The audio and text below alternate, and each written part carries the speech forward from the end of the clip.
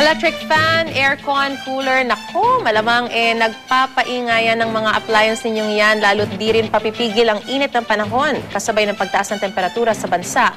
Ngayong tag-init, naku, bubulaga rin po sa mga customer na Meralco ang pagtaas ng singil sa kuryente. Madaragdagan kasi ng 20 sentimo kada kilowatt-hour ang generation charge ng Meralco. Bukod riyan, magtataas ng 1 sentimo kada kilowatt-hour ang kanilang transmission charge at 6 na sentimo kada kilowatt-hour ang iba pang singilin. Sa kabuuan, 27 sentimo kada kilowatt-hour ang dagdag singil ng Meralco sa buwan na ito.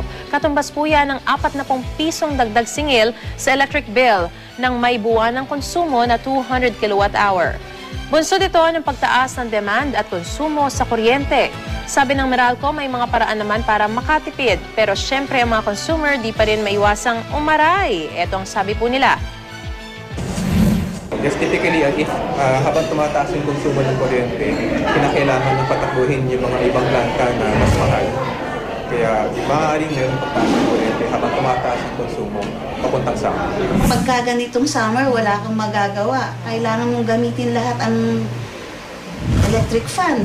Siguraduhin lang na maayos ang kondisyon nito kasi mas episyente kapag maganda ang kondisyon ng mga appliances natin. Tapos dun sa mga magpa-purchase ng mga household appliances, tingnan nila yung energy efficiency factor. Electric fan na nga lang ginagamit mo sa tanghali, hindi na nga aircon kasi siyempre, mas komportable matulog pag aircon gagamitin mo.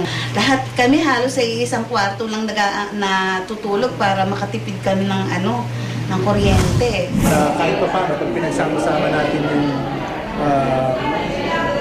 masinop na paggamit o matipid na paggamit sa ating mga household appliances, kahit pa paano makakatulong ito, maibsan yung pataas na paggalaw ng konsumo.